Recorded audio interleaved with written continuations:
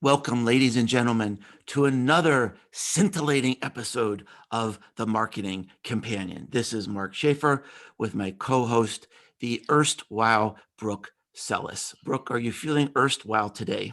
Yes, that's like a big SAT word, by the way. Points to you. Not completely sure what it means. I believe it is something positive. I'm not sure. My intent is to say something positive about you today. We'll include the definition in the accompanying blog post. Yes, we will, just to make sure and apologize if necessary. So today, truly, we have a scintillating show because we are breaking all the rules today. You know, we've had the show for 9 years, and typically it's just me and Brooke. We're talking about trends. We have not had a guest on this show, other than maybe if I was sick or Brooke was sick. We haven't had a guest on the show, I'm thinking, for at least 5 years. But today we're breaking the rules because we have Raja Rajamannar with us today. He is one of my marketing heroes. He is the CMO and Chief Communications Officer for MasterCard. He is also the president of their healthcare division. He is the author of a new book, Quantum Marketing, which I have read and I warmly recommend.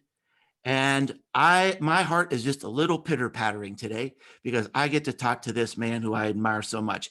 And let me just say why I admire him, because sometimes in marketing it's depressing because so many marketing leaders are just trying to hold on to what they have. And Raja is not like that at all. He embraces change. He is a pioneer. Raja, we are so glad to have you on our show today. Mark, absolute pleasure and delight to be here. Quite honored. And, I think I have equally admiration for you. Having read your book, Marketing Rebellion, quite some time back, I thought it was one of the finest, bold books that I have seen in marketing. And actually, I strongly recommended my team members to read it as well. Oh, and wow. So, you're blowing me absolutely. away here. And they're all factual. And so honestly, it's a real pleasure and an honor to be here and looking forward to our free and frank conversation. Yeah. So we're going to be talking about your very exciting and forward-thinking book. But there's one thing I need to ask you as a follow-up to Marketing Rebellion, because the thing that I featured about you in this book was how you were creating these immersive experiences at MasterCard that, I mean, it's just the heart of everything I wrote about in the Marketing Rebellion. And I just wondered, during this pandemic, how did you pivot? What was the main strategy at MasterCard if you couldn't do the priceless experience, immersive experiences that you worked on for so long? So firstly, you're absolutely right that experiences are at the heart of what we are trying to do in terms of our new way to marketing, right? The key is to provide experiences that are truly immersive, that are truly priceless in many ways, and done at scale. Because you can provide priceless experiences to a small set of people, but then that doesn't really get the scale. You cannot really hang your entire marketing strategy on that. Scalability is critical. And because these priceless experiences are so expensive, the economics have to be very sharply borne in mind. Now, 3.5 years back, there was a very interesting session that I was going through with my team, when suddenly I felt at the time say that, look, marketing actually has a lot of risks ahead of it. Mm. Now, I serve on the board of directors of a Fortune 500 company called PPL Corporation, where every board meeting, they have got a presentation on the risks that are ahead of them and how they are controlling the risks. MasterCard does the same thing to its board of directors. So I said, we do it as a company, but if you look at the function by itself, how do we look at risk? So I said there is cybersecurity risk, there is reputational risk, financial risk, brand disintermediation risk, talent risks. There are so many risks. How do you really capture all these risks, put some kind of a matrix around it, and then how do you manage it in a thoughtful way? So I created a new function within marketing called risk management. Fast. And I asked my CFO to take on this role of risk manager for the entire function, marketing and communications. So she started putting it together. And then we actually said, oh my God, marketing has a ton of risks, which you are not consciously always aware of. And we said, okay, let's have contingency plans that should a risk materialize, what will we do? How can we cut over without missing a beat? Thank God we did it, because we had all the building blocks. We never anticipated the pandemic, but when the pandemic happened, we did not miss a beat, because we visualized a scenario where people will not be able to have physical experiences. So what do? So we planned for digital experiences. The digital experiences, like for example, take a scenario. If you are a big fan of Messi in the world of soccer, now he is world's number one. He is our brand ambassador. So we actually have meet and greet behind the scenes, before the game, after the game, or in between, take a selfie, get some autographed stuff, say a couple of words. And then that's like life-changing for a fan of Messi. So we said, no, we cannot do it because of social distancing and the lockdown. Then can we get Messi into your home? And he can have actually that same chat with you as he would have. And we will follow it up later by sending you the autographed soccer ball and whatever memorabilia that we want to give. And we record the whole conversation, professionalize it, so to speak, send it back to you. So instead of you taking your own selfies, we are actually recording the conversation for you and sending it to you. People are blown away. What we discovered is these experiences can be brought to life. There is no substitute to physically going and shaking hands with a guy. But this is as best as it can get given the situation. But what we discovered is the economics are so much better. So in the past, if I could give X number of experiences, now I can give for the same money almost 18X experiences. Wow. 18. Correct. Because the price is so dramatically reduced thanks to the digital technologies. The other interesting thing is, from a consumer point of view, the affordability shoots up. So for example, I'm a fan of, again, I'm giving the example of Messi to just continue. So I'm a fan of Messi, and I'm located in India. Now, if MasterCard provides that experience, I would love to do it. But how do I travel to Argentina or wherever the UEFA Champions League match is happening? So now I'm very enthusiastic in India that Messi will come into my home. I'll have my whole family members, my friends, everyone sitting with me in the drawing room to witness the event. And then Messi comes on the screen and then interacts with me. That is mind-blowing for them. So we started reimagining how these experiences have to be in a digital medium. And as I said, it is definitely a notch below physical experience, but still this is the best that we could do. And it's really giving us a terrific momentum, thank God. That's wonderful. Well, so I have a question. You talk about all of the risks in marketing, which I don't disagree, but it kind of ties into a follow-up from Mark's question was, you talk about this in your book too, that marketing is lost. So if with all of these risks, with marketing being lost, with having a similar theme in Marketing Rebellion about the sluggishness to adopt tech, the inability for marketers to connect to outcomes, the very narrow view that some people have of marketing, it's kind of no wonder that CEOs have lost faith in marketing.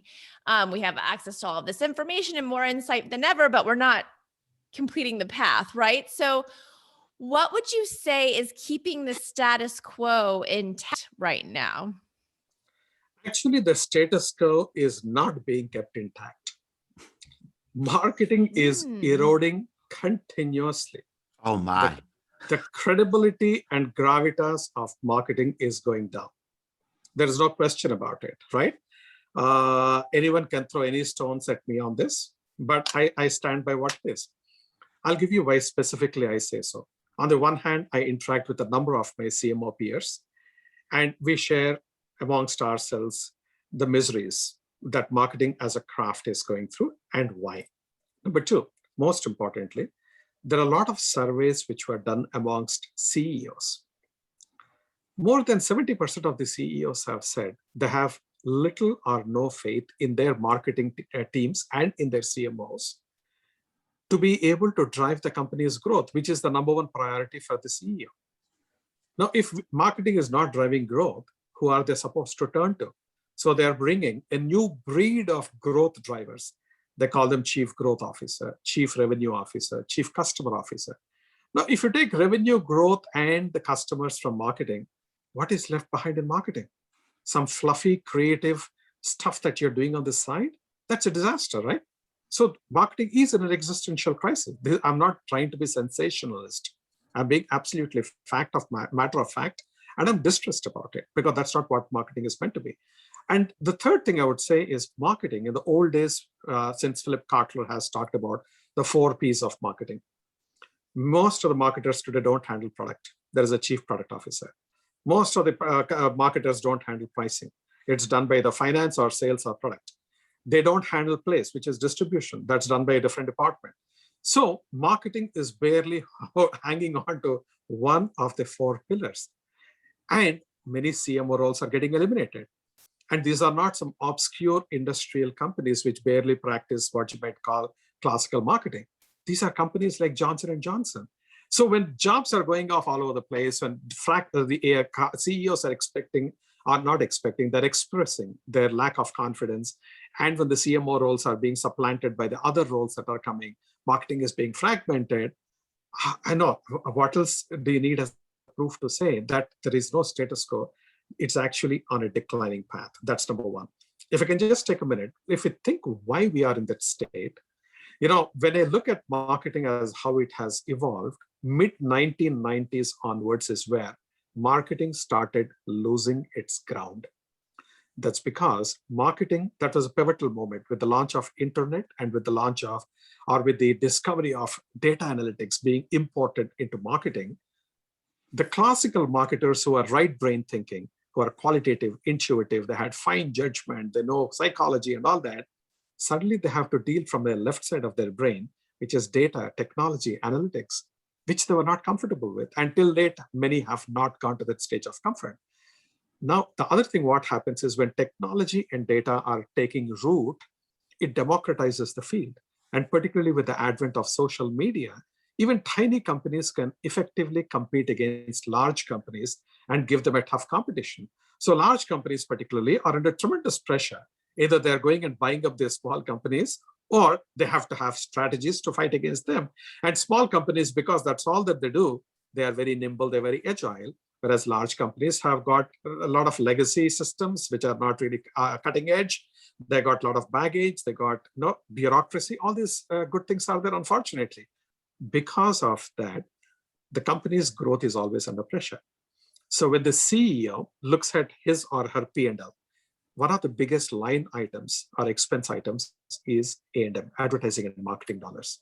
So they say, hey, I'm spending tens or hundreds of millions of dollars here. What am I getting in return for that? And why am I not getting growth? So what do? You call the CMO. And you talk to the CMO and say, okay, what am I getting? And if the CMO looks like a deer caught in headlights, they're done for. Because the CMO then says, so actually my brand awareness is going up, my predisposition has gone up, and my funnels flow throughs have improved, net promoter score has increased. You have already lost the CEO or the CFO for that matter. Never answer a business question with a marketing answer. It looks like a fluffy, escapist kind of an answer. And when CEOs are increasingly seeing this, because marketers are not able to connect the dots between their marketing actions and the business outcomes, they're getting lost. And that's the crisis that we're in the midst of. Yeah, wow, that really just hits home to me. So thank you for that amazing answer. One of the big sections in your book, you talk about purpose-driven marketing, and you said purpose will become an indispensable part of the brand. I see this happening, and one of the things that I've written about is that marketers tend to flock to whatever's popular until they ruin it. And I think the next big thing is purpose. I see a lot of businesses really doing it wrong, and they are just flocking to something because they think that's what they need to do. So I'm wondering if you could comment on that, sort of the perils of embracing purpose. So I'll give answer from 3 different perspectives. Okay. Your point is spot on, and we already witnessed this flocking, trending, and to join the bandwagon, either to be politically correct or having the fear of missing out. So you want to do it. So if people suddenly say that, you know what, Black Lives Matter is very critical, you immediately join that movement. If you say small businesses are hurting, you need to help them, you join that movement. If you say frontline health workers are actually the heroes who are putting their lives at risk, so jump onto that. So whatever is the current trending topic, people are jumping onto that. That I call is an opportunistic pursuit of purpose. It is not being purpose-driven. Purpose-drivenness is not a fad. Firstly, the way I look at it, purpose, and this brings me to the second perspective, which is purpose is more a North Star for the company. You know what you want to do as a company.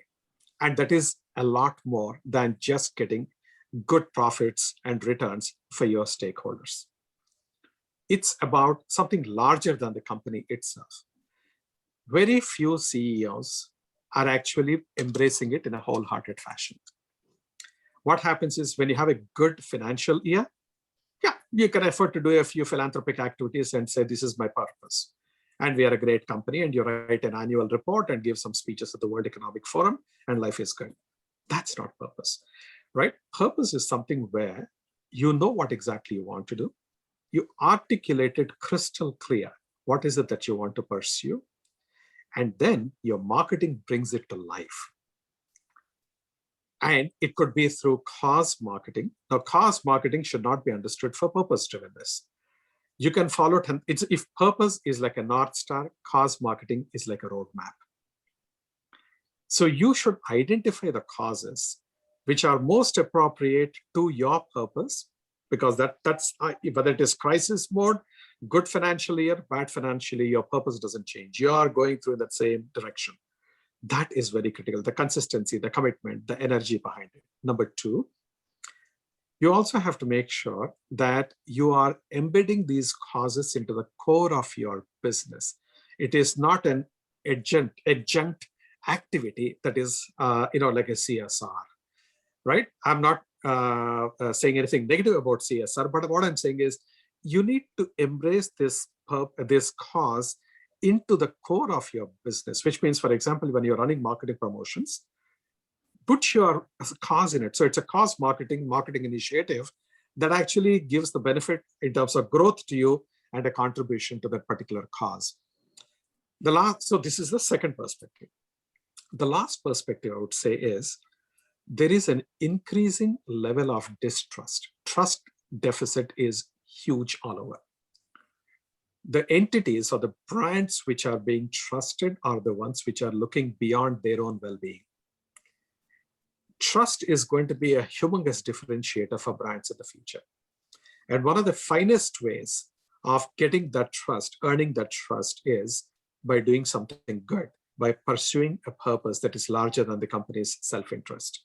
When you do that, you're having some of the best talent would want to come and work for you, even if you are paying lesser than the others. And surveys have shown, particularly amongst the millennials and the Gen Zs, they say, I need to work for a purposeful company, purpose-driven company. Second, your consumer base will be more loyal to you. They will actually shift their preference towards your brand, everything else being equal, right? So that's number two. Number three, put yourself this way. Before you are a marketer, you are a human being. Now I'm sitting at my table, about to have my lunch, for example, and I got a feast that is laid out on my table.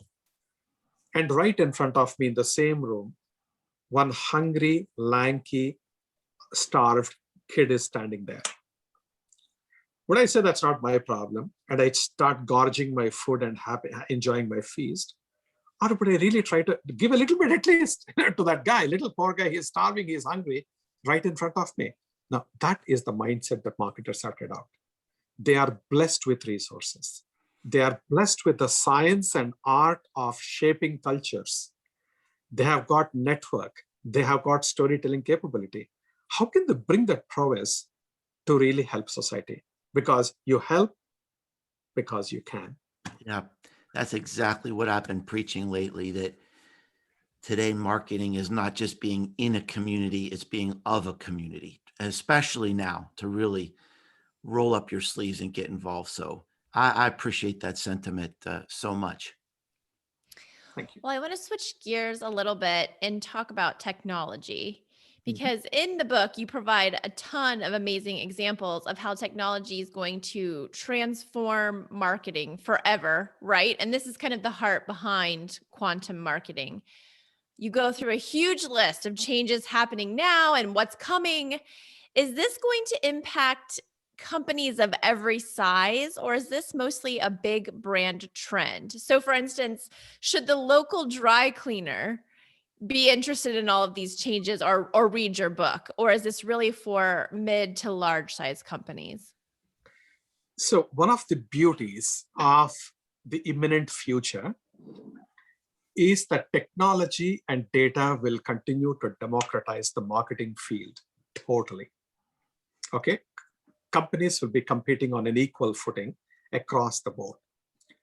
So if you take the example of a small dry cleaner, that might be an extreme example, but a very good example. This dry cleaner today, if the owner of the dry cleaner, so if he or she wants to move the business up, right? They don't normally have a website. They don't have rewards programs, right? Now, payment companies, they go and enable them for digital acceptance, digital payments acceptance. So you have got this point of sale terminal, either tap, swipe, or insert the card into the point of sale terminal, etc., etc. But payments are advancing so much where you can get into subscription. So think of it.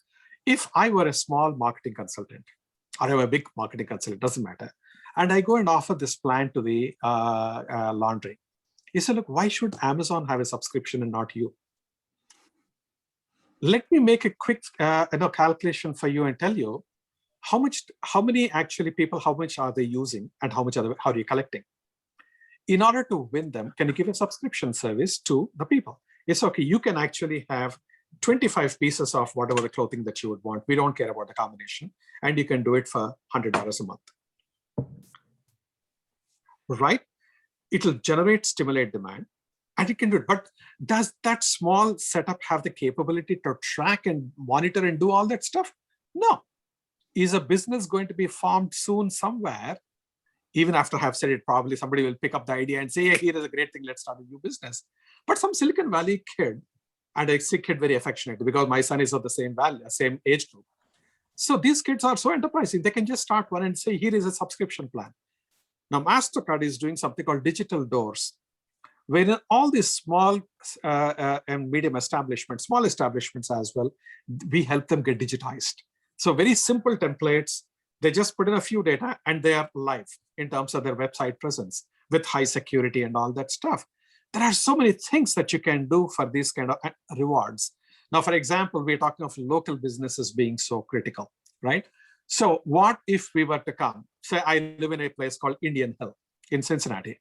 So if we collect all the neighboring stores in Indian Hill and say, okay, the people residing in our neighborhood should be shopping in our neighborhood.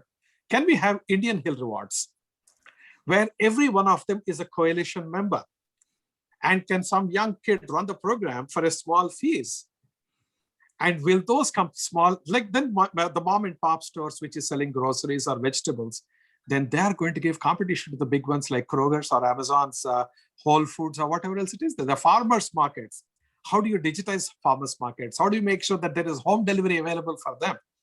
Now, in the past, a large company can have its own home delivery mechanism. But thanks to companies like Instacart, it doesn't matter, right? So there are so many things that a small, what you call laundry or a dry cleaner can do. It is very exciting. I tell you, this is going to be, I keep telling my team, it's like being Alice in Wonderland. There is no better time to be in marketing than today. It's very inspiring, very exciting, full of possibilities, largely driven by technology, but you need creativity and innovation to connect the dots and make some magic out of it. I couldn't agree more. You know, I often tell people, especially even during the pandemic, that it's a sad time. It's a horrific time for so many people, but from an academic standpoint, what a fascinating time to be alive as a marketer. One of the commentaries you had in the book that hit very close to home for me was some of your comments about marketing education and the crisis in marketing education. I can confirm this firsthand. My books are used at about 50 different universities. And so I do a lot of guest lectures and I get to know the teachers. And I used to even do some live lectures. I'm very fortunate. I teach at Rutgers, and we have a truly innovative program there where we bring in instructors, adjunct professors who are actually doing this stuff. But marketing education at the university level, I think, is pathetic. So what's the answer? This is the thing I've been sort of struggling with. Do you have any ideas on how we get through this? Yeah, in fact, I gave this a lot of thinking, and I had major discussions with many professors at different colleges, including my own alma mater, which is Indian Institute of Management in Bangalore in India. The problem, if you will see, there are two things which are happening. Number one, we are still teaching people about the 4 Ps of marketing. We are teaching about IDA's model for the purchase funnel and things like that. It's all like almost 30, 40, 50 years old concepts we are teaching today. Like I've written in the book, most of these concepts are not even working today. So we need to rewrite the book, even to teach people. Now, many of the professors have served in the industry before, but since the time they moved into the academia, the world has moved quite a lot. So my first thing would be to say that marketers have to collaborate closely with the professors.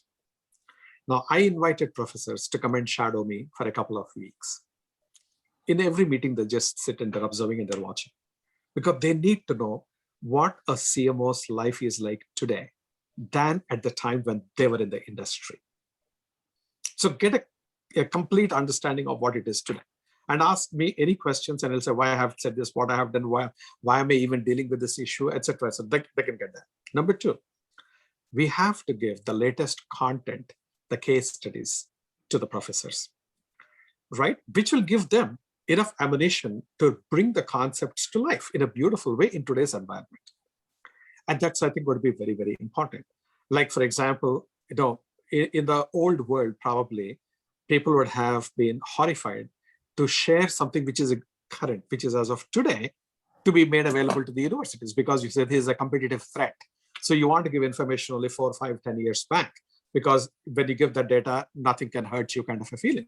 But we went and we actually gave most contemporary sets of data to Harvard Business School, who made one case study, Yale Business School of Management, another case study, and there is a third one which is being written by a school in France, INSEAD. So we're doing a whole bunch of these case studies, and they have got the most current data that's there and most current strategic insight into the company's way of thinking and marketing specifically. So this is number two. Number three, unfortunately, marketing is not being perceived as a good profession to follow or to pursue by many students in colleges. ANA has done this survey among students, and marketing was rated below accounting and nursing. I don't have anything against accounting and nursing, but I was absolutely shocked when I saw that, because during the days when I passed out of my college, 36 years back, marketing was at the top. So if you're a valedictorian kind of a student, if you're a topper, as we used to call it, you gravitate to marketing, because that's where all the excitement is. It's fun, it's glamour, it's substance, it's creativity, it's analysis, and it's about people, it's about traveling. All good things were there. In spite of it, nothing of that has changed. Then why is it that it has lost its position and gone below accounting, which I think is as dreary and as dull as you can imagine? Okay, and then why would it be so? And one of the key things is, I think, because marketers are not interacting with students. In my days, and I love what you said, that you have people coming from the industry and giving lectures, adjunct professors, etc. That inspires people, because the kids, because it gives them a sense of practicality and tangibility, as opposed to some theoretical frameworks which are sitting out there in the ether. I think that interaction between students and the marketing professionals is extremely critical. The last thing is, apparently there is a consortium of about 225 colleges around the world, MBA programs around the world, which are right now going through a process of looking at their syllabus specifically for marketing. And that's something, in fact, I'm just about to get involved in to give my thoughts in, and then see where it goes. But, I think there is a need, and I think professors are recognizing it clearly, that it's time to update and reboot.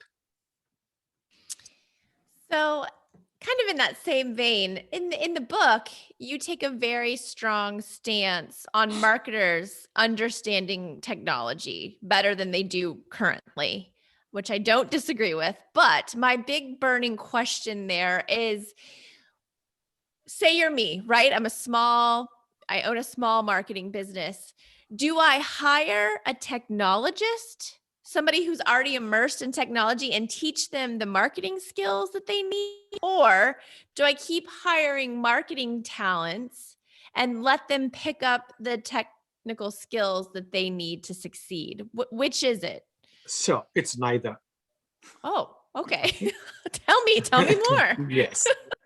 See, I don't know if you have already come across this concept of a part-time employee who works for 4 or 5 or 10 different companies in one particular area. So if there is somebody who is an AI, specialist or expert, there are enough number of AI experts who are out there who will come and actually work with you every single week. This is like the fractional ownership of holiday resorts in the past. This is the fractional ownership of talent, because not a single company can afford, particularly when they are small, to have these kind of people. Okay, you get somebody who's an AI, then what about AR? What about VR? What about something else that you're thinking of, holographic projections? You cannot, as a small company, keep going and hiring each one of these people. If you are like Leonardo da Vinci and are blessed with that high IQ and that versatility and aptitude, yes, I would say that you have to go and learn. If you're not blessed as much of IQ as Leonardo da Vinci, I would still say that you have to put every effort to learn at least enough to be able to ask the right questions. And when the questions are given to you, to make out whether it is substance or fluff, because there is a lot of spin in our field. Every person who comes out from the woodworks says, this is powered by AI. Now, I took a course on Coursera on AI. So therefore, I take pleasure. I say, okay, let's actually understand and unpeel this. So when you peel the thing at 2 layers, there is nothing below. It is just a sales spiel. So you need to know, otherwise you can get taken for a massive ride. So you need to know at least to that extent. And there are simplified courses. There is a lot of free courses, actually. There are beautiful programs on YouTube I have seen, which actually teach in a series, as to what AI is, if you tap into the right one, right? So you as an individual business owner or of a marketing company, but you are in the small business category, you cannot afford to hire everyone, but you can afford to educate yourself, which you should. And number 2, look at fractional talent hiring. That's going to be the big trend. Wow. That is going to be a huge trend. I love that. I'm on board with that. Yes. Well, thank you so much. Just to respect your time, we'll need to wind it down. I feel like we're just getting going, but I wanted to end our time together with a quote from the book that meant a lot to me. You wrote, "The concept of loyalty will be completely transformed.